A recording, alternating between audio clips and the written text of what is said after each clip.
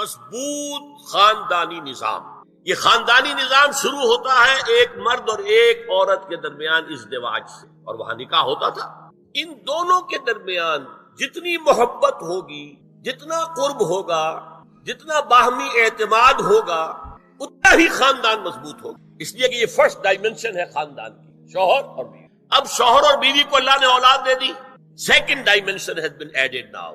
استحکام خاندان کے لیے ضروری ہے کہ اولاد والدین کا ادب کرے، ان کی خدمت کرے ان کے بڑھاپے میں. یہ کہنے کی ضرورت نہیں تھی کہ اولاد سے محبت کرو. اولاد کی محبت تو دل میں ہے ہی ہے، اور اس کے لیے تو یہ کہنا پڑتا زیادہ محبت نہ کرو، زیادہ لاڈ پیار کرو گے بگڑ جائیں گے.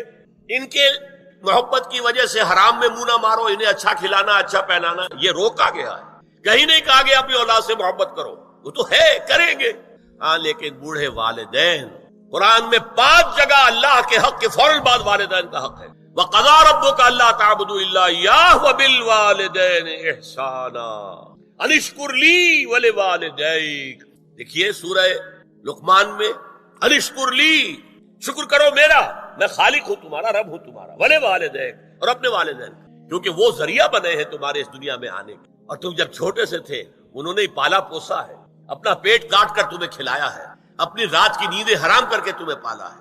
لہذا وَقَضَىٰ رَبُّكَ أَلَّا تَعْبُدُوا إِلَّا إِيَّاهُ وَبِالْوَالِدَيْنِ إِحْسَانًا. اور تیسری ڈائمنشن بہن بھائیوں میں رشتہ، اولو الارحام، صلہ رحمی کرو، اخوت. یہ 3 ڈائمنشن ہوئے. ہمارا سپیس کا تصور کیا ہے؟ 3 ڈائمنشنل سپیس، چوڑائی، لمبائی اور اونچائی یا گہرائی. تو یہ 3 ڈائمنشنز ہے خاندان کے ادارے کی. اما یبلغن عندک الکبر احدہما او کلاہما، اگر ان میں سے کوئی ایک یا دونوں تمہارے پاس بڑھاپے کی عمر کو پہنچ ہی جائیں. اما یبلغن عندک، تمہارے پاس پہنچ جائیں اگر ان میں سے احدہما، ان میں سے کوئی ایک، او کلاہما یا دونوں.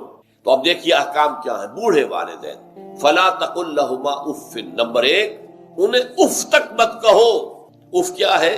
بڑی چھوٹی سی شے، کوئی حقارت آمیز شے، ناخن جو تراش دیے جاتے ہیں ان کو بھی اف کہتے ہیں. اتنی سی چھوٹی بات بھی ان سے نہ کہو کہ ان کی گستاخی جو ہے اس درجے میں ہو رہی ہے. جیسے کہ یہ تراشے ہوئے ناخن ہے، اس درجے میں بھی کوئی گستاخی ان کے سامنے نہ. فلا تقل لہما اف. اف ہے آپ پر. ہمارے ہاں یہ لفظ اف زیادہ استعمال نہیں ہوتا، تف استعمال. تف ہے تم پر، تف ہے آپ پر، نہیں، ہرگز نہیں. اُفٍ لَكُمَا وَمَا تَعْبُدُونَ، حضرت ابراہیم علیہ السلام نے فرمایا تھا، سورہ انبیاء میں ہے موجود. اُفٍ لَكُمَا، سورہ احقاف میں جو سرکش اولاد ہوتی ہے ان کے بارے میں کہا گیا وہ اپنے والدین کو اُفٍ لَكُمَا، آپ پر تف ہو نہیں. لیکن یہاں جو حکم ہے فَلَا تَقُل لَهُمَا اُفٍ، انہیں اف تک نہ. نمبر 2، وَلَا تَنْهَرْهُمَا، کبھی انہیں جھڑکنا مت. وَأَمَّا السَّائِلَ فَلَا تَنْهَرْ، سورۃ الضحیٰ جو ہے اس کی جو آخری آیت ہے، تو کسی کو جھڑک دینا، کسی سائل کو جھڑکنا نہیں ہے. اگر نہیں کوئی دے سکتے تو آپ شرافت کے ساتھ اس سے معذرت کر لیں، بس اللہ خیر صلی اللہ علیہ معاف کیجئے، بس جھڑکو مت. ولا تنہرہما. نمبر 3، وقل لہما قولا کریما، ان کے ساتھ گفتگو کرو بڑے ادب کے ساتھ، ان کا احترام ملحوظ رکھتے ہوئے بات کرو.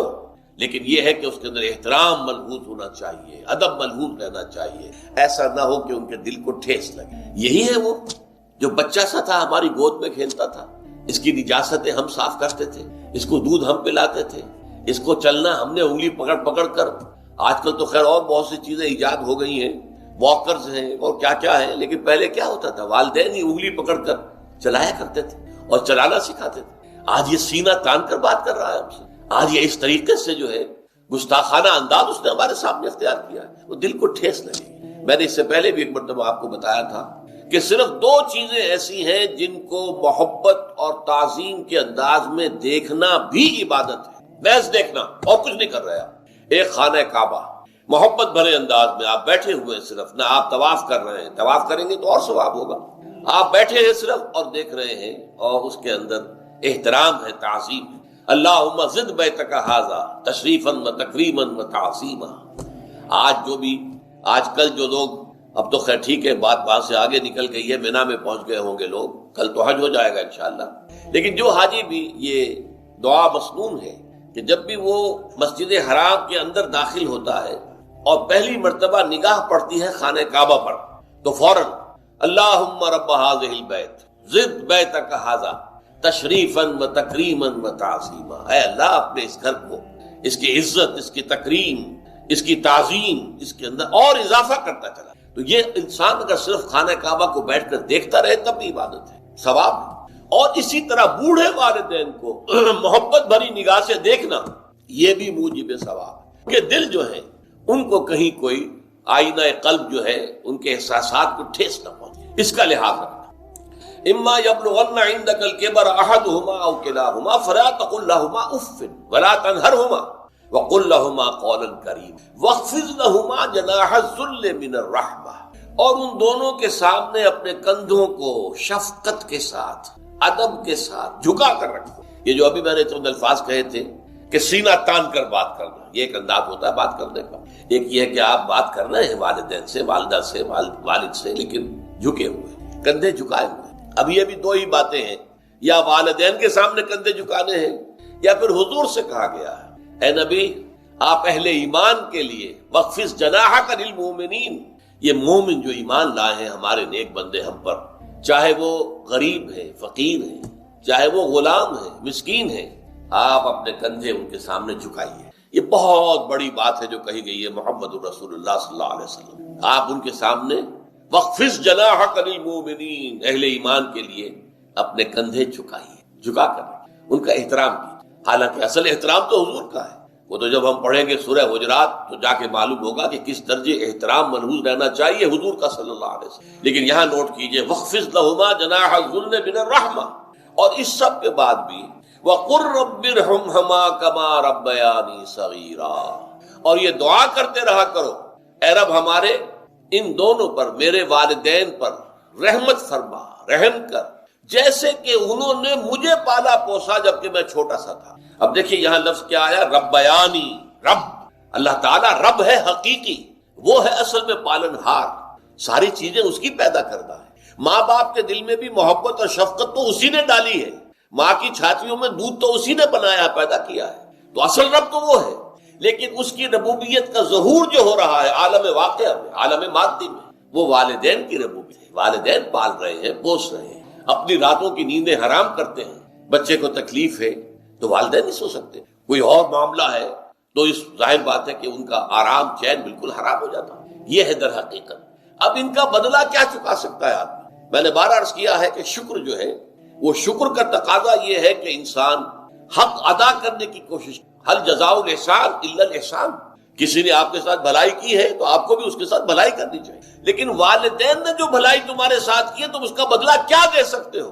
اگر تم نے ان کے بڑھاپے میں خبر گیری کر بھی لی تب بھی وہ بدلہ نہیں ہو سکتا کہ جو انہوں نے تمہارے وجود میں آنے اور تمہارے لیے جو مشقتیں جھیلی ہیں، جو اثار کیا ہے، جو قربانیاں دی ہیں تمہیں پالنے پوسنے کی، اس کا بدلہ نہیں ہو سکتا۔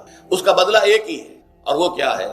اللہ سے دعا کیا کرو وَقُلْ رَبِّ ارْحَمْهُمَا كَمَا رَبَّيَانِي صَغِيرًا، پروردگار ان دونوں پر رحم فرما، رحمت نازل فرما، ان کی مغفرت فرما، ان کے درجات بلند کر، ان کی غلطیوں سے درگزر فرما، ان کے گناہوں کو بخش دے، ان کی غلطیوں سے چشم پوشی اختیار فرما پروردگار۔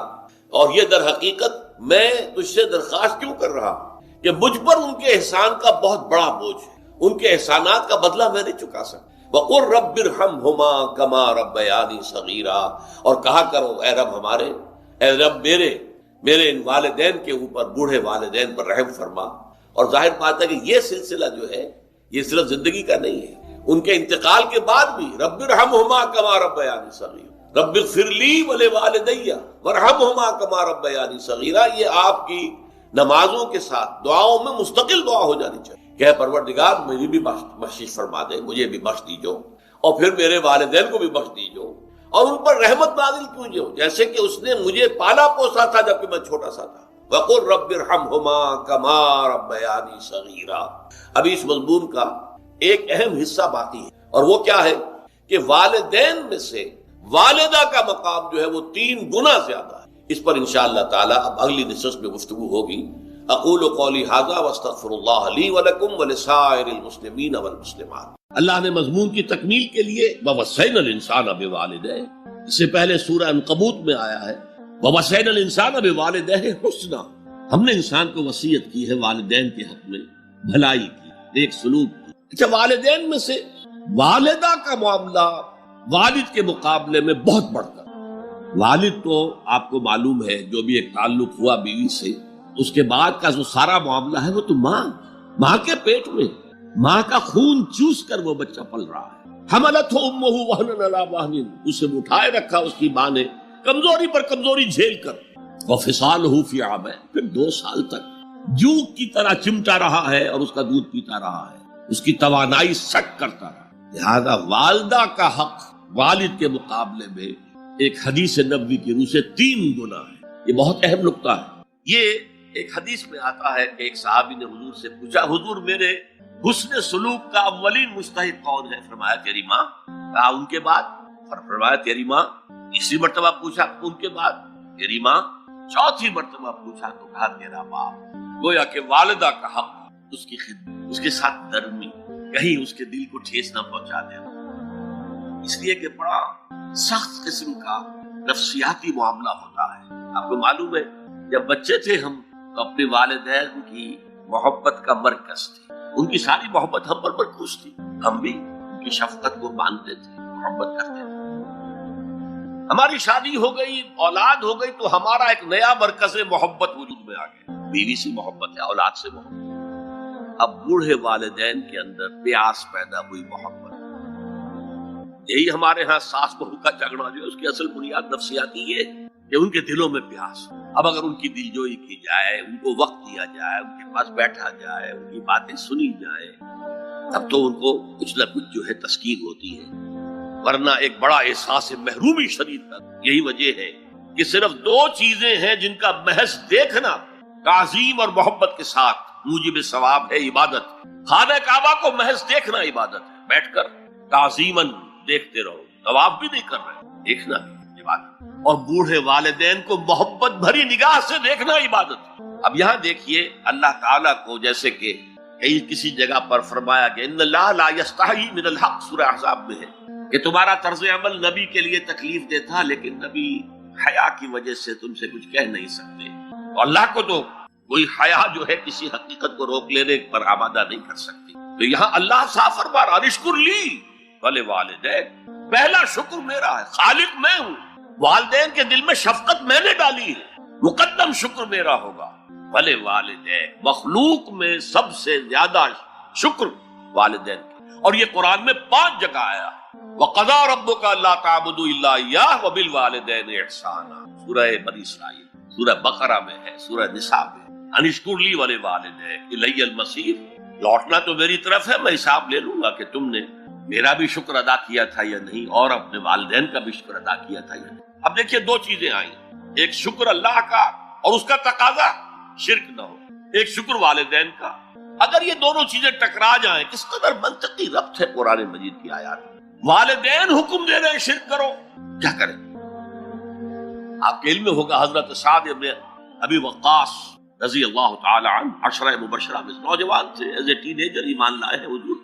باپ کو فوت ہوئے عرصہ ہو گیا تھا، ماں نے بڑی محبت سے، مال بہت چھوڑ گیا تھا باپ، ناز و نام میں پالا۔ اب سعد ایمان لے آئے حضور، والدہ نے کہا تم نے اپنے باپ کے دین کو چھوڑ دیا، میں جان دے دوں گی اگر تم اس سے واپس نہ آئے، اور اپنے مشرکانہ عقائد کو تم نے دوبارہ اختیار نہ کیا، مرن برت رکھ لیا۔ اب کیا بیت رہی ہوگی، کس قدر سلیم الفطرت نوجوان تھا سعد، جو نوجوانی میں حضور پر ایمان لایا، لیکن فطرت کے اندر جو چیز مثبت تھی، والدین کا ادب، اللہ جسے اپنی طرف منسوب کر رہا ہے وہ فطرت ہے۔ اب یہ ٹکرا رہے ہیں، کیا کریں؟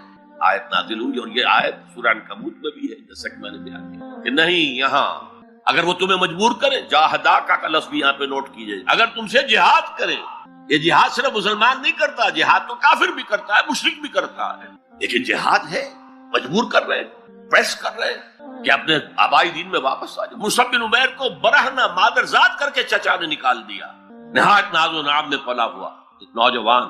نہرو جی کے بارے میں کہا جاتا ہے ان کے کپڑے پیرس سے سل کر آتے تھے، ان کا 200 درہم کا جوڑا شام سے تیار ہو کر آتا تھا۔ باپ اتنی دولت چھوڑ گئے، اور جہاں سے مصعب گزر جاتا تھا خوشبو اتنی رچی بسی ہوتی تھی ان کے لباس میں کہ پوری گلی، پورا بازار مہک جا رہا ہے، لوگ ہاں مصعب جا رہا۔ جب ایمان لے آئے، چچا نے کہا دیکھو یہ ساری دولت تمہارے مشرک باپ کی، اب نکل جاؤ گھر سے، تمہارا کوئی حق نہیں ہے۔ اٹھ کر چلنے لگے تو کہا یہ کپڑے جو تمہارے جسم پر ہیں وہ بھی اسی مشرک باپ کے، اتار دو۔ مادر ذات برہنہ ہو کر ماں کے پاس آئے، انہوں نے آنکھوں پر ہاتھ رکھے، وہ سب کیا ہوا ہے؟ کہا ماں میں موحد ہوں، یہ ہے توحید۔ موحد اپنے آپ کو سمجھنا کچھ اور ہے، زندہ قوت تھی زمانے میں یہ توحید کبھی، اور اب کیا ہے؟ فقط ایک مسئلہ علم کلام۔ وَإِن جَاهَدَاكَ عَلَىٰ أَن تُشْرِكَ بِي مَا لَيْسَ لَكَ بِهِ عِلْمٌ فَلَا تُطِعْهُمَا۔ اچھا، یہ دو انداز آتے ہیں شرک کے بارے میں۔ مَا لَيْسَ لَكَ بِهِ علم، تمہارے پاس کوئی علم نہیں ہے ان ہستیوں کے بارے میں جن کے بارے میں کہا جاتا ہے کہ وہ خدا کی شریک ہے۔ عقل جو ہے یہ عقل انسانی تسلیم نہیں کرتی کہ ایک ہی ارادہ ہے، ایک ہی اسکیم ہے، ایک ہی حکمت ہے، ایک ہی پلان ہے جو پوری کائنات کو اپنے احاطے میں لیے ہوئے۔ یا کہا جاتا ہے ما لم ينزل به سلطانا، کسی ایسی ہستی کو شریک نہ کرو جس کے لیے اللہ نے کوئی سند نہیں اتاری۔ اللہ اگر کہتا میرے ساتھ یہ بھی شریک ہے تو ٹھیک ہے، ہم اللہ کو سجدہ کرتے ہیں، اس کو بھی کر دیتے ہیں۔ جیسے کہ حضور سے کہلوایا گیا ان کان للرحمن ولد فانا اول العابدین، اگر رحمان کا کوئی بیٹا ہوتا سب سے پہلے میں عبادت کرتا ہوں۔ کوئی نہیں ہے، نہ بیٹا ہے نہ بیٹی ہے۔ قل هو اللہ احد اللہ الصمد لم یلد ولم یولد ولم یکن له کفوا احد۔ تو فرمایا وَإِن جَاهَدَاكَ عَلَىٰ أَن تُشْرِكَ بِي مَا لَيْسَ لَكَ بِهِ عِلْمٌ فَلَا تُطِعْهُمَا۔ لیکن یہی توازن دیکھیے، یہ صرف اللہ کے کلام میں ہو سکتا ہے، یہ نہیں کہ پھر ان کو دفاع کرو، ان سے کوئی تعلق نہ رکھو، نہیں۔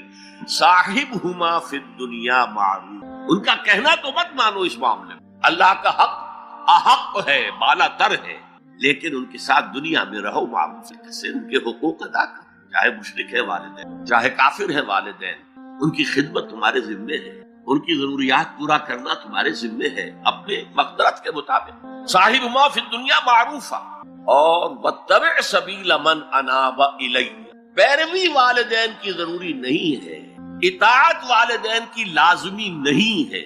لا طاعت لمخلوق فی معصیت الخالق، کسی مخلوق کی اطاعت نہیں کی جا سکتی اگر اس سے خالق کی معصیت لازم آ رہی، تو والدین کے لیے بھی ہے۔ اطاعت مطلق نہیں ہے، پیروی ان کی ضروری نہیں ہے، پیروی اس کی کرو جس نے اپنا رخ میری طرف کر لیا۔ ابھی اللہ کا کلام چل رہا ہے، درمیان میں جو آیا اتباع اس کی، دیکھو کون ہے جس نے اپنا رخ میری طرف کر لیا ہے، پیروی اس کی کرو، والدین کی نہیں۔ اسی لیے سورہ بقرہ کے 30 رکوع کی پہلی آیت جہاں حضور کی دعوت کا بیان ہے، وہ کیا ہے؟ یا ایھا الناس اعبدوا ربکم الذی خلقکم والذین من قبلکم لعلکم تتقون، اے لوگو عبادت کرو، بندگی اختیار کرو، پرستش کرو اپنے اس رب کی جس نے تمہیں پیدا کیا، تم سے پہلوں کو بھی پیدا کیا۔ تمہارے آباء و اجداد بھی تو اسی کی مخلوق تھے، جیسے تم سے خطا ہو سکتی ہے ان سے بھی ہو سکتی تھی، لہذا یہ دلیل نہیں۔ وہ کہتے تھے ما وجدنا علیہ آباءنا، ہم تو اسی کی پیروی کریں گا جس میں ہم نے اپنے آباء و اجداد کو، اور اس کے لوازم اور اس کی شرائط بیان کرنا چاہتا۔ سب سے پہلی شرط اول، وہ فارسی کا شعر مجھے یاد آیا کہ در رہے منزل لیلا کے خطر ہاش بسے، شرط اول قدمی نس کے مجنون باشی۔ پہلی شرط یہ کہ مجنون بنو، تو یہاں کا پہلی شرط کیا ہے؟ پہلے صاحب ایمان بنو، ایمان تمہارے دلوں میں ہو۔ یا ایھا الذین آمنوا آمنوا باللہ ورسولہ، یعنی ایک ایمان تو تمہیں حاصل ہے، اقرار باللسان، وہ تو تمہیں والدین سے مل گیا، عقیدہ تمہارا ہے، متوارث جو ہے تم عقیدے کو مانتے ہو، لیکن دلی یقین والا ایمان حاصل کرو۔ اصل میں اس کے بعد گاڑی چلتی ہے، اس کے بعد جو ہے نتائج نکلتے چلے جائیں گے، لیکن اگر وہاں ایمان کی کمزوری ہے تب اوپر سے کوششیں کریں گے، نتیجہ نہیں نکلے گا، آگے ہم بڑھ نہیں سکیں گے، ہمارے جو جد و جہد ہے وہ کامیابی سے ہمکنار نہیں ہوگی۔ اس جیسے ہی ہے جیسے ہم درخت لگانا چاہ رہے ہیں جس کی جڑ ہی نہیں ہے، آپ زمین کھود کر درخت جو اس کے اندر گاڑ دیں گے تو زمین تو نہیں پکڑے گی اس کو، وہ تو نیچے سے جڑ ہو اور پھر درخت جو ہے اس سے ابھرے، تو وہ ہوتا ہے کہ جس کے لیے یوں سمجھیے سرسبز درخت بنے گا۔ اس حوالے سے سب سے پہلا قدم کیا ہے؟ ہم اپنے گریبانوں میں جھانکیں، اپنے دلوں کو ٹٹولیں، وہ یقین والا ایمان ہے یا نہیں؟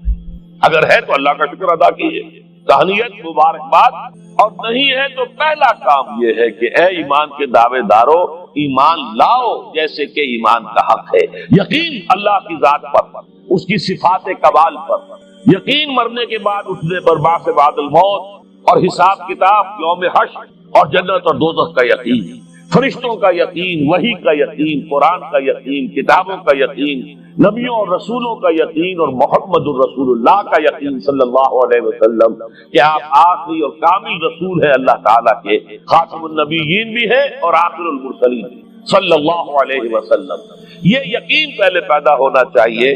تو اب ظاہر بات ہے کہ جب میں نے یہ بات اتنی بڑی کہی ہے تو پھر مجھے یہ بھی بتانا چاہیے یقین کہاں سے ملے گا، کون سی دکان ہے، سپر مارکیٹ کوئی ہے جہاں پر کہ یہ جنس بکتی ہو؟ پہلی بات تو یہ ہے کہ اس کے لیے آسان ترین طریقہ کیا ہے؟ صاحب ایمان کی صحبت اختیار۔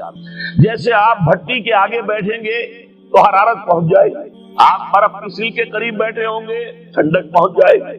اگر صاحب ایمان ہے، کسی کے دل میں یقین والی بھٹی دہک رہی ہے تو اس کے قرب سے آپ کے اندر بھی یقین پیدا ہو جائے گا۔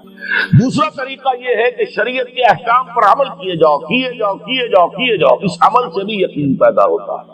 یہ دو طرفہ معاملہ ہے، یقین سے عمل پیدا ہوتا ہے اور عمل سے یقین پیدا ہوتا ہے۔ جیسے آپ کہتے ہیں وشس سرکل، بری شے ہوتی ہے کہ ایک چیز ہے بڑھ گئی تو پھر اس کے اور خرابی بڑھ گئی، اس سے پھر وہ پہلی خرابی اور بڑھ گئی، پھر وہ اس سے اور خرابی بڑھتی چلی گئی۔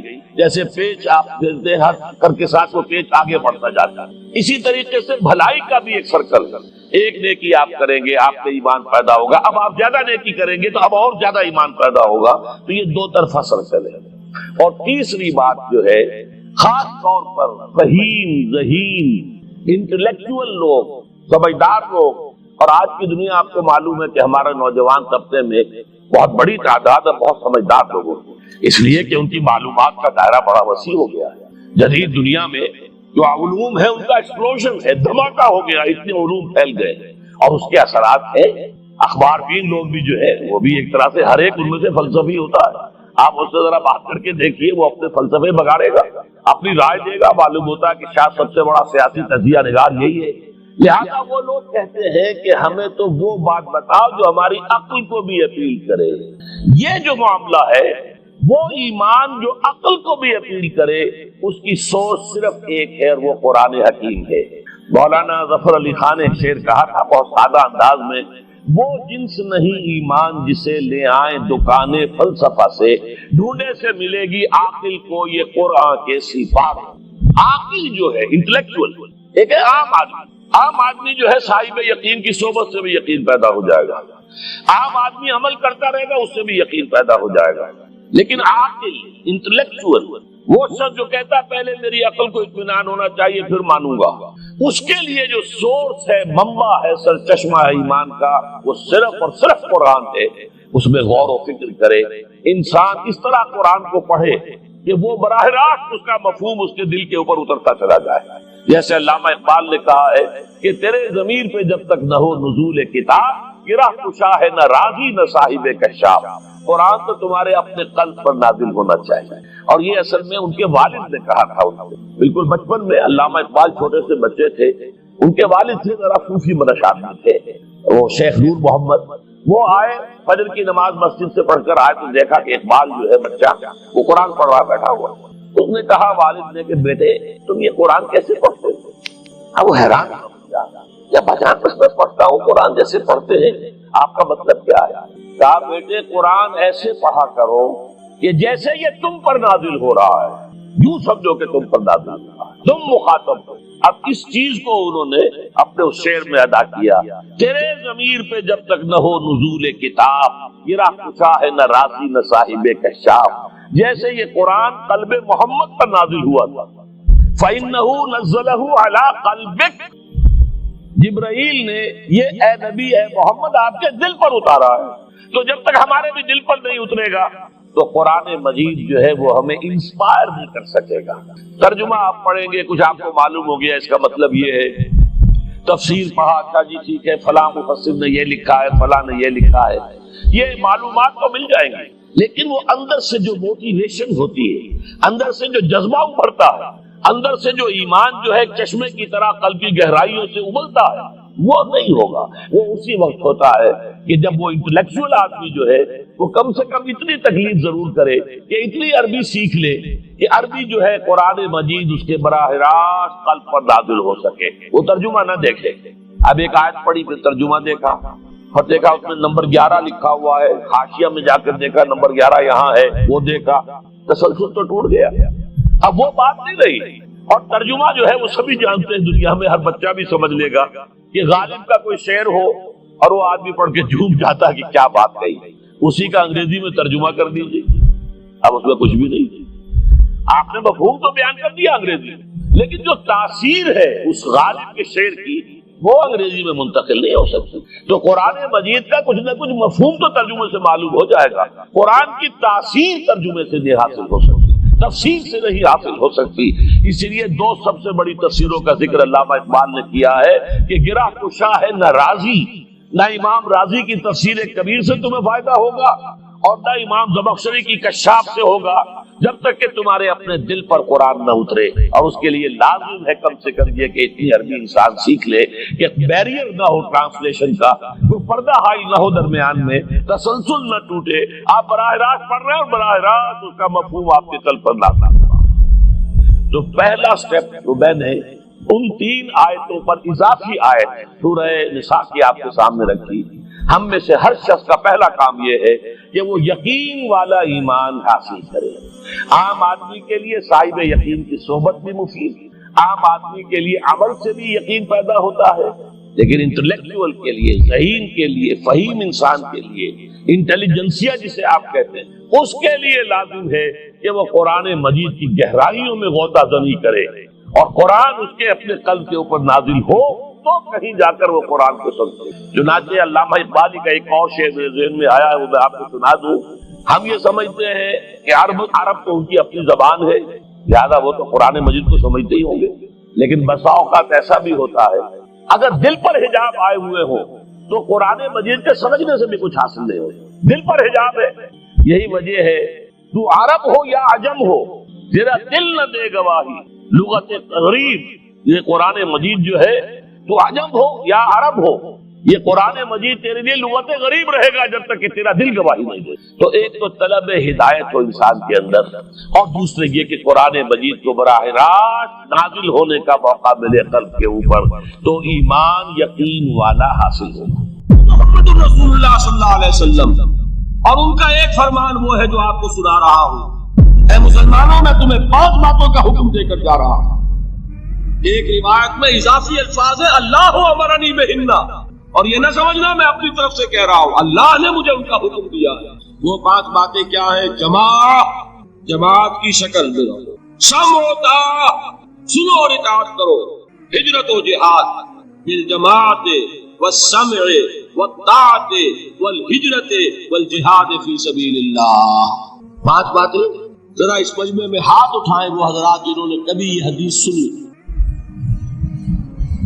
اندازہ ہوا یہ 300 میں ایک کی اوسط نہیں ہے۔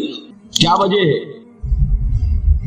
وجہ میں کل بتا چکا ہوں، دین کا ایک حصہ انگریز کے دور میں بھی قائم رہا تھا، وہ ہمیں یاد رہا۔ انگریز کے دور میں نماز تھی کہ نہیں، روزہ تھا کہ نہیں، حج تھا کہ نہیں، زکوٰۃ تھی کہ نہیں، کلمہ شہادت تھا کہ نہیں، لہذا یاد ہے۔ اور دین کا غلبہ تھا کہ نہیں، غلبہ دین کے تقاضے یاد نہیں۔ سیدھی بات ہے، 200 برس ایک شے ہے ہی نہیں، اس کا نتیجہ تو یہی نکلے گا، کیونکہ یہ تقاضے ہیں غلبہ دین کی جدوجہد کے۔ وہ تقاضے ہیں بنی الاسلام علی 5، پہلی چھت کے 5 ستون، پہلی چھت تو ہے، 5 ستون بھی ہے۔ تیسری چھت آپ کے ذہن سے نکل گئی، اقامت دین کی فرضیت کو آپ جانتے ہی نہیں، لہذا جو اس کے لوازم ہیں وہ کیسے یاد ہوں گے؟ میں نے لکھا بھی ہے کئی تقریروں میں، کیسٹوں میں، شاید سنا بھی ہو، یہ واقعہ میرے ساتھ پیش آیا۔ یہ حدیث بہت عرصے کے بعد مسلمانوں کو یاد دلائی تھی مولانا ابوالکلام آزاد مرحوم نے، پھر اس حدیث کو کوٹ کیا مولانا ابوالعلا مودودی نے۔ میں نے یہ پڑھی ان کی ایک کتاب میں، یہ مجھے پتا نہیں تھا کہ یہ حدیث کی کون سی کتاب میں، یہ میں آج سے 25 سال پہلے کی بات بتا رہا ہوں۔ مجھے چاہیے تھی سند، یہ حدیث اگر ہے تو کس راوی کی روایت ہے، کون سی کتاب میں ہے۔ میں نے ایک دارالعلوم کے شیخ الحدیث صاحب سے جا کر سوال کیا، اور میں کس سے کر سکتا تھا، کہ مجھے اس حدیث کا حوالہ چاہیے۔ وہ اب بھی زندہ ہے، موجود ہے، بزرگ ہے، میں ان کا احترام کرتا ہوں۔ ان کا جواب یہ تھا کہ الفاظ بہت نامانوس، یعنی کچھ ذہن میں ہے نہیں، نامانوس سے الفاظ ہیں، اس کے بعد جب مجھے پتا چلا یہ مشکات کی روایت ہے، مسند احمد ابن حنبل اور جامع ترمذی کے حوالے سے مشکات میں، مشکات تو پہلی کتاب ہے جو پڑھائی جاتی ہے حدیث کی۔ سوال پیدا ہوا کہ یہ کیوں اوجھل ہو گئی نگاہوں سے؟ جان لیجئے یہ انسان کا ایک خاص فینومینن ہے، جس چیز پر توجہ ہوتی ہے وہی نظر آتی ہے، توجہ نہیں ہے تو آپ گزر جائیں گے اور آپ کو نظر نہیں آئے گی۔ آپ کسی اور خیال میں ہیں، آپ کے سامنے سے کوئی گزر جائے گا، آپ کو نظر بھی نہیں آئے گا کوئی گزر جائے۔ یہ معاملہ ہوا حضرت عثمان کے ساتھ۔ حضرت عثمان کسی فکر میں بیٹھے ہوئے تھے، حضرت ابوبکر گزرے، حضرت عمر رضی اللہ تعالیٰ عنہ گزرے، سلام کیا، انہوں نے جواب نہیں دیا۔ یہ ناراض ہوئے اپنے دل میں، کیا کہ شکایت کی حضرت ابوبکر سے، غالباً حضور کے انتقال کے بعد کا واقعہ اور حضور کے انتقال کے صدمے میں وہ اس وقت بیٹھے ہوئے۔ حضرت ابوبکر سے شکایت کی کہ عثمان کو میں نے سلام کیا، سلام کا جواب نہیں دیا۔ سلام کا جواب نہ دینے کا مطلب یہ ہے دوستی ختم، دشمنی شروع۔ سلام بڑی شے ہے، یہ بڑی بات محسوس ہوئی۔ وہ گئے، حضرت ابوبکر آئے، عثمان کیا معاملہ ہے؟ عمر نے سلام کیا کہ تم نے جواب نہیں دیا؟ کہا کہ حاشا اللہ، میں نے نہ سنا نہ میں نے دیکھا عمر کو گزرتے ہوئے۔ یہ کیا وجہ ہے؟ اس لیے کہ توجہ اس وقت کسی اور چیز پر تھی، آنکھیں کھلی ہیں لیکن آدمی نظر نہیں آتا۔ آپ پڑھتے چلے جائیں گے، ہو سکتا ہے کہ کوئی چیز جو ہے 10 دفعہ آپ کی نگاہوں سے گزری ہو، آپ نے پڑھی۔ یہ معاملہ ہے، چونکہ یہ چیز ذہنوں سے اوجھل ہو چکی کہ دین کو قائم کرنا بھی فرض ہے، لہذا جو اس کے تقاضے ہیں وہ ذہن ان کو قبول ہی نہیں کرتا۔ الفاظ پڑھ لیتے ہیں، مفہوم کی طرف توجہ نہیں ہوتی۔ یہ تقاضے اقامت دین کے بالجماعت والسمع والطاعت والہجرت والجہاد، جماعت لازم، جماعت بھی ڈھیلی ڈھالی نہیں، 4 آنے کی ممبری والی نہیں، بلکہ بڑی مضبوط جماعت، ڈسپلن جماعت، سم و طاعت والی جماعت۔ لسن اینڈ اوبے، یہ ہم نے پڑھی تھی 10ویں جماعت میں، ایک نظم آپ نے بھی پڑھی ہوگی، charge of the light brigade. ایک لائٹ بریگیڈ رسالہ ہے، اسے حملے کا حکم دے دیا ہے کمانڈر نے۔ وہ 600 افراد تھے اس دستے میں۔ ایک شخص یہ سوچ رہا ہے someone has blundered، کوئی بہت بڑی غلطی ہو گئی ہے، کسی نے بڑا غلط فیصلہ کیا۔ کیوں؟ cannon to right of them, cannon to left of them, cannon in front of them, cannon behind them۔ دائیں طرف بھی توپ خانہ لگا ہوا ہے، بائیں طرف بھی توپ خانہ ہے، سامنے بھی توپ خانہ ہے، پیچھے بھی توپ خانہ ہے۔ اس حال میں رسالہ چارج کرے گا تو کیا ہوگا؟ خاتمہ۔ یہ سب کچھ نظر آ رہا ہے، someone has blundered، لیکن there's not to reason why, there's but to do why۔ فوج میں یہ ہے ہی نہیں کہ آپ کوسچن کر سکے کہ یہ حکم کیوں دیا گیا۔ You have to obey, do and die۔ جب تک ایسی جماعت نہ ہو انقلاب نہیں۔ محمد الرسول اللہ نے کسی چیز کو بھی مجمل نہیں رکھا، بالجماعت والسمع والطاعت، جماعت اور جماعت بھی کیسی؟ سم و طاعت والی جماعت۔ لسن لوگوں، اور یہ جماعت کیا کرے گی؟ 2 کام، ہجرت اور جہاد۔ ہجرت کیا ہے؟ آپ سمجھتے ہیں شاید صرف وطن کو چھوڑ دینا ہجرت ہے؟ حضور سے سنیے، پوچھا گیا ای الہجرت افضل یا رسول اللہ، اللہ کے رسول سب سے اعلیٰ ہجرت کون سی ہے؟ کیا جواب دیا؟ ان تہجر ما کرہ ربک، کہ ہر اس چیز کو چھوڑ دو جو تمہارے رب کو پسند نہیں۔ حجر کے معنی تعلق ختم کرنا، ہر اس چیز کو چھوڑو جو تمہارے رب کو پسند نہیں۔ ہاں، اس کی نیت رکھو کہ اللہ کرے کہ وہ وقت آئے کہ خالص دین کے غلبے کی جد و جہد میں گھر بار، اہل و عیال، مال و متال اور اپنے وطن کو چھوڑ کر نکلنا پڑے۔ یہ ہجرت سب سے اونچی ہجرت ہے۔ شروع کہاں سے ہوئی؟ رشوت لے رہے تھے، آج فیصلہ کیا نہیں لوں گا، ہجرت شروع ہو گئی۔ کوئی شخص شراب پیتا تھا، آج لے کر لے کے اب نہیں، ہجرت شروع ہو گئی۔ جو اللہ کو پسند نہیں اس سے ترک تعلق۔ اور چوٹی کیا ہے؟ گھر بار، وطن، اہل و عیال، مال و منال سب کو چھوڑ کر نکل جانا، جیسے نکلے محمد کے دیوانے صلی اللہ علیہ وسلم۔ کیا ٹرکوں میں گھر بار کا سامان لے کر گئے تھے؟ اہل و عیال کو لے کر گئے تھے؟ تنہا کس لیے؟ صرف اللہ کے دین کے غلبے کے۔ جہاد کیا ہے وہ میں بیان کر چکا۔ افضل الجہاد کیا ہے؟ ان تجاہد نفسک فی طاعت اللہ، لیکن نیت چوٹی کی رکھنی ہوگی۔ حضور نے فرمایا جو مسلمان مرا اس حال میں کہ نہ اس نے اللہ کی راہ میں کبھی جنگ کی، نہ جنگ کی خواہش رکھی، نہ اس کے دل میں شہادت کی آرزو تھی، فقد مات علی شعبۃ من النفاق، تو وہ ایک قسم کے نفاق پر مرا ہے، ایمان پر نہیں مرا۔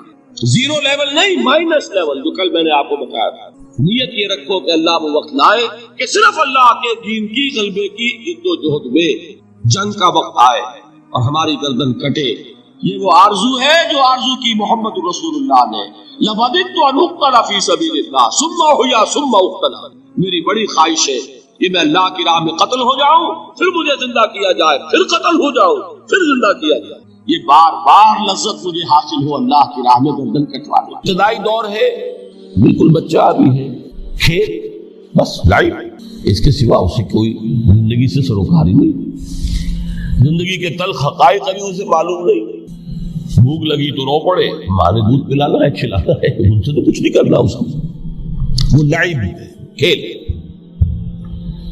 لیکن تھوڑا سا آگے چلتے ہیں، ٹین ایجر سٹیج میں جب داخل ہوتا ہے آدمی تو اب وہ نرا کھیل، معصومانہ کھیل نہیں رہتا، اس میں تلذذ، سینشول گریٹیفیکیشن کا عنصر شامل ہو جاتا ہے۔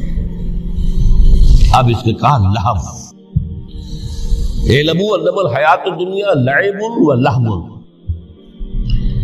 ذرا آگے بڑھئے تو انسان پر سب سے زیادہ دھن سوار ہو جاتی ہے، بناؤ سنگھار، میرا لباس فیشن کے مطابق ہو، کہیں ایسا نہ ہو مذاق اڑے۔ اپنے لباس کے بارے میں بہت کانشیس ہوگا، اپنے ہیئر کٹ کے بارے میں بہت کانشیس ہوگا، ہر چیز کے بارے میں بہت کانشیس۔ زینت، بناؤ سنگھار، آرائش، زیبائش۔ اس سے ذرا آگے گئے، تکاثر فی الاموال والاولاد، تفاخر بینکم۔ یہ سمجھیے کہ تقریباً 30 برس کی عمر جب انسان کی ہوتی ہے، اب فخر، تفاخر، یا دولت پر فخر ہوگا، یا نسب پر فخر ہوگا، یا اپنی کسی سیاسی حیثیت پر فخر ہوگا، اپنی چودراہٹ پر فخر ہوگا، تفاخر جس میں جان میں چونکہ توانائی ہوتی ہے، قوت ہوتی ہے، لیکن اس کے بعد جب عمر ڈھلی بڑا ریئلسٹک ہو جاتا ہے انسان۔ پھر یہ جو چوتھی سٹیج تھی، اس میں تو یہ کہ مونچھ نیچی نہ ہو، چاہے سب کچھ میں اپنا خرچ کر دوں، داؤ پہ لگا دوں، لیکن مونچھ نیچی نہیں ہوگی۔ آخری سٹیج وہ ہوتی ہے کہ پھر ہوکا لگ جاتا ہے آدمی کو، تکاثر فی الاموال والاولاد، مال اور اولاد کی کثرت کثرت کثرت۔ اب یہ ہوتا ہے کہ مونچھ نیچی کیا، مونڈ بھی دی جائے تو کوئی حرج نہیں، مال آنا چاہیے، ویری ریئلسٹک۔ اور اسی حال میں انسان ہوتا ہے، آخری پارے کی صورت نے پھر اس میں ایڈ کر کے اس کے اوپر مہر لگا دی، الہاکم التکاثر حتی زرتم المقابر۔ یہ تکاثر جو ہے پیچھا نہیں چھوڑتا، اتنی دولت بھی ہے کہ آپ کی 10 نسلیں کھا سکے اطمینان سے بیٹھ کر، تب بھی صبر کرو۔ بڑے میاں کی ٹانگیں جو ہے وہ قبر میں لٹکی ہوئی ہیں، لیکن تکاثر جو ہے، تکاثر مال، وہ پیچھا نہیں کرتا۔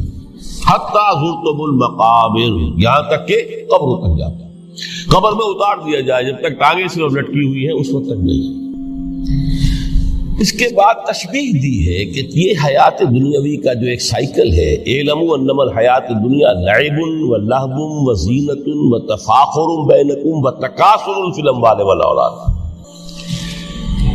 اب اس کو کمپیئر کیا ہے پلانٹ کنگڈم میں جو سائیکل چل رہا ہے، یہ ہمارا سائیکل ہے 60-70 برس کا، بچہ پیدا ہوا، خوشیاں منائی گئی، پھر وہ لڑکپن سے، پھر ٹین ایجر سٹیج سے، پھر جوانی ہے، پھر ادھیڑ عمر ہے، اور پھر بڑھاپا ہے، اور پھر قبر میں اتارا جانا ہے۔ لیکن یہ کہ پلانٹ کنگڈم میں سائیکل چلتی ہے، کمثل غیث اعجب الکفار نباتہ ثم یہیج فتراہ مصفرا ثم یکون حطاما۔ یہ 4 سٹیج ہے، جیسے بارش برستی ہے تو سبزہ نمودار ہوتا ہے، اور کاشتکار کو بڑا اچھا لگتا ہے، اس نے بیج بویا تھا، اس نے محنت کی تھی، اس نے ہل چلایا تھا، اعجب الکفار نباتہ، اس کو بہت اچھا لگتا ہے، دل باغ باغ ہو جاتا ہے۔ جیسے آپ کے یہاں بیٹا ہوا، پوتا ہوا، خوشیاں مناتے ہیں آپ۔ کمثل غیث اعجب الکفار نباتہ ثم یہیج، پھر وہ فصل اپنی پوری قوت کو پہنچتی، فصل لہرا رہی ہے، فتراہ مصفرا، پھر وہ زرد ہو جاتی ہے، وہ ہریاول اب ختم ہوئی، اب فصل پک گئی ہے، اب وہ زردی پر آ گئی ہے۔ ثم یکون حطاما، پھر وقت آتا ہے اگر وہ خضرو گھاس ہے تو پھر وہ چورا چورا ہو کر پھر وہ مٹی میں مل جاتی ہے، اور اگر فصل ہے تو کھیتی کٹ گئی، اس کے بعد کیا رہ گیا؟ اب وہ چورا ہی رہ جاتا ہے باقی۔ یہ لائف کا سائیکل چل رہا ہے، 3 مہینے کا ہو، 4 مہینے کا ہو، یہ ہے پلانٹ کنگڈم کا، وہ ہے سائیکل انسانی زندگی کی۔ اب فرمائی ٹیپ کی بات جو ہے، وَفِي الْآخِرَةِ عَذَابٌ شَدِيدٌ وَمَغْفِرَةٌ مِّنَ اللَّهِ وَرِضْوَانٌ۔ دیکھو دنیا کی زندگی تو ان سٹیجز سے ہو کر گزری جانی ہے، جو پیدا ہوا ہے اس پر بڑھاپا بھی آئے گا، موت بھی آئے گا۔ كُلُّ نَفْسٍ ذَائِقَةُ الْمَوْتِ، سورہ آل عمران کی 185ویں آیت کا پہلا جملہ۔ ہر انسان کو جو پیدا ہوا موت آ گئی۔ اب یہ ہے کہ وہ کہیں آپ نے محل میں گزار لی زندگی، کسی کٹیا میں گزار لی زندگی، کسی کی فٹ پاتھ پر گزر گئی زندگی گزر جاتی ہے، گزرتی ہے، اور ان 5 سٹیجز میں سے ہو کر گزرتی ہے۔ آپ گندی گلیوں میں بچوں کو کھیلتے ہوئے دیکھتے ہیں، وہ بھی کھیل رہے ہوتے، نالیوں کے پانی کے اندر کھیل رہے ہوتے، ان کا بھی کھیل ہے، گندے جوڑ میں کھیل رہے ہوتے، وہ تو ہے زندگی کی وہ سٹیج جو ہے کھیل کی ہے۔ کسی کے پاس بڑے قیمتی کھلونے ہیں، ان سے کھیل رہا ہے، کوئی اس طرح گلی ڈنڈا کھیل رہا ہے یا کچھ اور کھیل رہا ہے، لیکن وہ 5 سٹیجز تو آئیں گی۔ اعلموا انما الحیات الدنیا لعب ولہو وزینۃ وتفاخر بینکم وتکاثر فی الاموال والاولاد کمثل غیث اعجب الکفار نباتہ ثم یہیج فتراہ مصفرا ثم یکون حطاما وفی الآخرۃ عذاب شدید ومغفرۃ من اللہ ورضوان۔ آخرت میں جا کر یہ بائیفرکیشن ہو جانی ہے، یا تو شدید عذاب اور یا اللہ کی مغفرت اور رضا۔ Now the choice is yours، اما شاکرا و اما کفورا، فیصلہ تم خود کر لو۔ فما الحیات الدنیا الا متاع الغرور، یہاں بھی آخری الفاظ وہ ہے کہ دنیا کی زندگی دھوکے کے سوا کچھ نہیں۔ کیوں؟ اگر تو دنیا کی زندگی میں گم ہو گئے، جیسے کہ اقبال نے کہا ہے کہ کافر کی یہ پہچان کے آفاق میں گم ہے، اور مومن کی یہ پہچان کے گم اس میں ہے آفاق۔ دنیا میں رہو، طالب دنیا نہ بنو، طالب عقبہ، طالب آخرہ۔ دنیا میں رہو، برتو، استعمال کرو، تمہارے لیے پیدا کیا گیا، بھائی برتو، متاع ہے، برتنے کی شے ہے۔ ہاں حلال اور حرام کی پابندیاں سامنے رکھو، باقی برتو۔ مطلوب یہ نہ ہو، مقصود یہ نہیں، مطلوب آخرہ ہو۔ انما الدنیا خلقت لکم وانتم خلقتم للآخرہ۔ منزل وہ رہے، مستحضر رہے، سامنے رہے کہ میں تو اجنبی ہوں، یہاں یہ میرا وطن نہیں ہے۔ الدنیا سجن المومن و جنت الکافر، جیسے کسی پرندے کو کسی پنجرے میں بند کر دیا گیا ہو، اس طرح ہمیں اس دنیا میں بھیج دیا گیا، اللہ کی مرضی ہم سے بھیجا ہے۔ جب تک وہ چاہتا ہم رہیں گے یہاں، لیکن ہمارا دل یہاں نہیں لگے گا۔ بازار سے گزرا ہوں، خریدار نہیں ہوں، طالب دنیا کا، تب تو یہ کوئی دھوکے کا سودا نہیں، وطن نہیں، بالکل نہیں۔